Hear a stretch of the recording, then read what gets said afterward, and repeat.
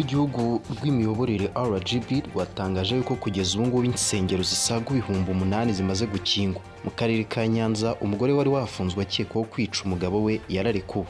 Mu karere ka Kayonza ho abaturage barasaba ko ububakirwa stade igezweho. Ibiciro bya lisansi byakonkobotse. Naho mu gihugu cya Repubulika na Demokarasi ya Kongo abarenga 600 bamaze kwicwa n'icyorezo cy'indwara y'ubushita buturuka ku nkende. Korea y'Epfo egeneye inkunga ibihugu bya Afurika birembejwe n'amapfa. Naho mu gihugu cya Indonesia umugabo arakekwaho kwica mugenzi we amusiza ko yamubazaga impamvu adashaka. Hamwe n'andi makuru turaje tuyarambure mu kanya.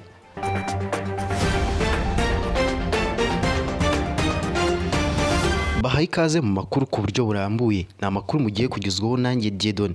Mu Rwanda insengero hafi 8,000 zimaze gufungwa. Urwego rw'igihugu rw'imiyoborere RGB rwatangaje ko mu nsengero zisaga 13 zimaze gukorerwaho ubugenzuzi nibura 59.3% zafunzwe kubera ko zitujuje ibisabwa. Hashize iminsi urwego rw'igihugu rw'imiyoborere ruri gukora ubugenzuzi bugamije kureba insengero zujuje ibisabwa n'izitabyujuje. Inshingano rukora rufatanyije n'inzego z'ibanze.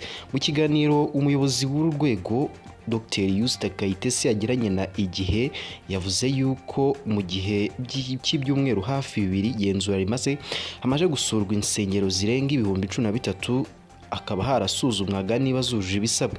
Dr. Yusta Kayitesi yagaragaje ko muri izi nsengero 13,000 zasuwe hafunzwe hafi 59.3% byazo. Ni ukuvuga ko hafi 13,000 by'insengero zose 2,709 arizo zafunzwe. Uyu muyobozi Yusta Kayitesi yagaragaje ko muri izo nsengero zafunzwe hari izo byagaragaraga ko zibura ibintu bike by'ibanze bishobora guhita biboneka, ariko hakaba n'izisabwa ibintu bigari zakabaye zifite. Dukomeje n'aya makuru reka tuyakomereze mu karere ka Nyanza aho umugore wari warafunzwe akekwaho kwicira umugabo yamaze kurekurwa.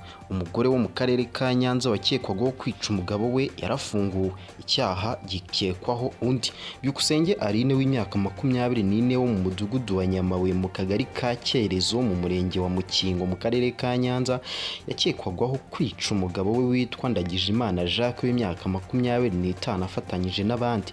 Icyo gihe RIB yahise itangira iperereza ita muri yombi uriya mugore ukekwaho ko nawe yatemye nyakwigendera akoresheje umuhoro.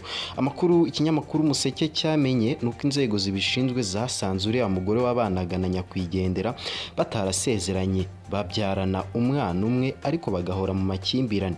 Icyo gihe uriya mugabo yiriwe ahiga ko aza kwica umugore we maze uriya mugore ahungira mu rundi rugo. Uriya mugabo wishwe ngo yaje ari ku mugoroba ajya muri ruriya rugo afite umuhoro ngo awutemeshe umugore we wari wamuhunze. Gusa ngo agezeyo abana bo muri ruriya rugo barasohotse bamwambura uwo muhoro, maze umwana wo muri ruriya rugo w'umuhungu yahungiyemo witwa Harerimana Jean d'Amour atema uriya nyakwigendera inshuro 2 akoresheje wa muhoro uwo mugabo yizaniye. RIB yabanje guta muri yombi uriya mugore, nyuma bari gukora iperereza basanga uriya mugore atabiryozwa, niko kumufungura. Hakaba hari gukurikiranwa uriya musore w'imyaka 18 witwa Jean d'Amour akaba afungiye kuri station ya RIB ya Busasamana. Mu karere ka Kayonza ho abaturage barasaba ko bubakirwa stade igezweho. Abaturiye stade ya Rwinkwavu by'umwihariko bavuga ko imaze imyaka isaga 100 yubatswe ariko ikaba yarasenyutse, bityo bagasaba ubuyobozi ko yavugururwa ikajyanishwa n'igihe ndetse ikanabyazwa umusaruro. Iyi stade ya Rwinkwavu iherereye mu ntara y'Iburasirazuba, akarere ka Kayonza, umurenge wa Rwinkwavu, ni ku muhanda werekeza muri pariki y'igihugu y'Akagera. Iyi stade byemezwa n'abayizi ko ifite amateka kera kuko yubatswe mbere y'izindi zose mu Rwanda hagana mu ntangiriro z'ikinyejana cya 20. Bivugwa ko umwami Mutara wa gatatu Rudahigwa n'abandi batwara ariyo stade bareberagaho umupira. Umwihariko iki kibuga cya Rwinkwavu cyari gifite nuko habagaho amatara yatumaga imikino inakomeza nijoro. Amakipe atandukanye hano mu Rwanda niho yakiriraga imikino nk'uko byemezwa na Desire wakiniye ikipe yahoze yitwaga Standard. Ubwo iyi stade yubakwaga bwa mbere bivugwa ko hatari hari ikibuga gusa cy'umupira, ahubwo ngo hari n'ibindi bibuga byakinirwaga kino y'amaboko nka basket ndetse na volleyball. Gusa ubu ngubu hageze usanga ibindi bice biyikikije byarahinduwe imirima. Mu kiganiro bamwe mu baturage bo muri uyu murenge bahaye igitangazamakuru Bwiza bavuga yuko iyi stade yabo itakigezweho ndetse ko itakijyanye n'igihe, dore yuko bananenga yuko itabyazwa umusaruro nk'uko bikwiye, ibyo babona bidindiza iterambere ryabo. Abaturage bakomeza bavuga ko stade yabo kuri ubu ngubu yirirwamo amatungo ndetse n'abashumbuta ndetse n'ibinyabiziga. Mu kiganiro n'umuyobozi w'akarere ka Kayonza Nyemazi John Bosco, uyu muyobozi aganira n'igitangazamakuru Bwiza ku murongo wa telefone yavuze yuko bari kubipanga kureba ko stade yatunganywa, ariko ngo bakaba bakomeje kuzitirwa n'ikibazo cy'amikoro y'ingengo y'imari igishakishwa. Mu yandi makuru reka tubabwire yuko igiciro cya lisansi cyagabanutse mu Rwanda. Leta y'u Rwanda yatangaje ibiciro bishya by'ibikomoka kuri peteroli, aho litiro ya lisansi yashyizwe ku mafaranga 629 ivuye ku 663. Ni mu gihe litiro ya mazutu yagumye ku 652.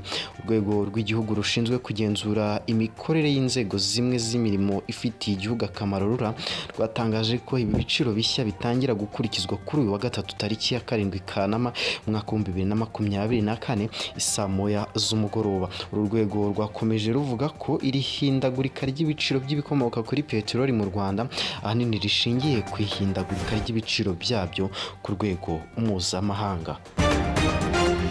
Dukomereze mu makuru ari kuvugwa hanze y'u Rwanda, tubabwire yuko muri Repubulika Iharanira Demokarasi ya Kongo ubu abantu barenga 600 bamaze kwicwa n'ubushita bw'inkende. Ishyirahamwe ry'abaganga batagira umupaka ryatangaje ko umubare w'abarwayi b'ubushita bw'inkende muri Repubulika Iharanira Demokarasi ya Kongo wiyongereye ndetse abagera kuri 654 bakaba bamaze kwitaba Imana. Iri shyirahamwe rivuga ko kuva mu mwaka wa 2023 iki cyorezo gitangiye kugaragara muri Kongo, umubare w'aba barwayi bikubye gatatu. Iri shyirahamwe ry'aba baganga rivuga ko abantu 14,600 aribo batangajwe ko barwaye, mu gihe 654 bamaze kwitaba Imana. Ishyirahamwe rivuga ko mu mwaka wa 2024 iki cyorezo cyakomeje kuba kibi cyane. Rinavuga ko abarenga 12,300 bamaze kugaragara mu ntara 23 zo muri iki gihugu, bivuze ko 80% by'abamaze kwandura bagaragaye mu mezi 12 gusa mu mwaka wa 2023. Iri shyirahamwe rinavuga ko kandi intara yibasiwe cyane ari Kivu y'Amajyepfo muri Repubulika Iharanira Demokarasi ya Kongo. Iri shyirahamwe ry'aba baganga batagira umupaka rikomeza rivuga ko kandi abagaragaweho n'ubu burwayi bw'ubushita bukomoka ku nkende ari abo mu nkambi ahahungiye impunzi zitandukanye zo muri Goma muri Kivu y'Amajyepfo. Iri shyirahamwe risaba abantu bose n'abafatanyabikorwa kureba uburyo hafatwa ingamba ndetse no gushakwa igisubizo abaturage bakarindwa iyi ndwara baterwa urukingo. Reka tubabwire kandi ko igihugu cya Korea y'Epfo nyuma y'u Rwanda cyageneye inkunga ibihugu bya Afurika birembejwe n'amapfa. Mu ntangiriro z'iki cyumweru hari kuwa mbere nibwo igihugu cya Korea y'Epfo giherereye ku mugabane wa Aziya cyatangaje ko hari inkunga ingana na miliyoni 3 z'amadolari, kuvuga asaga miliyari 3 zirenga z'amanyarwanda zizasaranganywa mu bihugu 4 byo muri Afurika byazahajwe n'inzara ndetse n'amapfa. Binyuze muri Minisiteri y'Ububanyi n'Amahanga y'iki gihugu cya Korea y'Epfo, ibihugu bya Zimbabwe na Zambia byagenewe inkunga ya miliyoni 1 y'idolari kuri buri gihugu, naho mu gihugu cya Namibia ndetse na Malawi ho byagenewe angana n'ibihumbi 500 by'amadolari kuri buri gihugu. Iyi mfashanyo biteganyijwe ko izanyuzwa mu kigo gishinzwe ibiribwa cy'umuryango w'abibumbye. U Rwanda rwageneye ibihugu toni z'ibiribwa bigizwe n'ibigori mu rwego rwo guhangana n'inzara iri guterwa n'imihindagurikire y'ikirere. Ibihugu 4 byo ku mugabane wa Afurika mu gice cy'amajyepfo bimaze iminsi byarazahajwe bikomeye n'ibibazo by'amapfa yaturutse ku zuba rwinshi rwibasiye ahanini igice cya Afurika y'Amajyepfo. Indonesia, umugabo yishe umuturanyi we amuziza ko yamubazaga impamvu adashaka kandi akuze. muri Indonesia umugabo w'imyaka 45 yishe umuturanyi we wahoraga amubaza impamvu ituma adashaka umugore kandi akuze ndetse agahora amwereka ko kuba angana atyo atarashaka ari ibintu bitangaje cyane.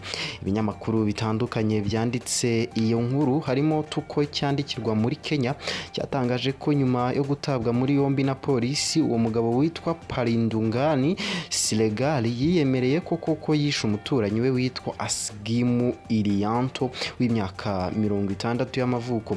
Uwo mugabo akaba yari umukozi wa leta ubu akaba yari mu kiruhuko cy'izabukuru bitewe nuko yahoraga amubaza buri gihe impamvu adashaka umugore kandi akuze. Umugore wa Asgimu Irianto wishwe yatangaje ko uwo mugabo akurikiranyweho kuba yarishe umugabo we aho ngo yinjiye mu nzu bitunguranye maze agatangira gukubitaguranya kwigendera akoresheje umwasi w'urukwi. Mu iperereza ryakozwe na polisi nyuma yo gufata uwo mugabo ukurikiranyweho ubwicanyi ngo yasanze uretse kuba yaramuhozaga ku nkeke amubaza impamvu adashaka kandi akuze, aba bombi bari basanzwe bafitanye ibibazo bitewe nuko bari boroye inkoko hanyuma iza buri wese ngo zikajya zijya mu murima wundi zikamwonera bityo ngo bagahorana intonganya.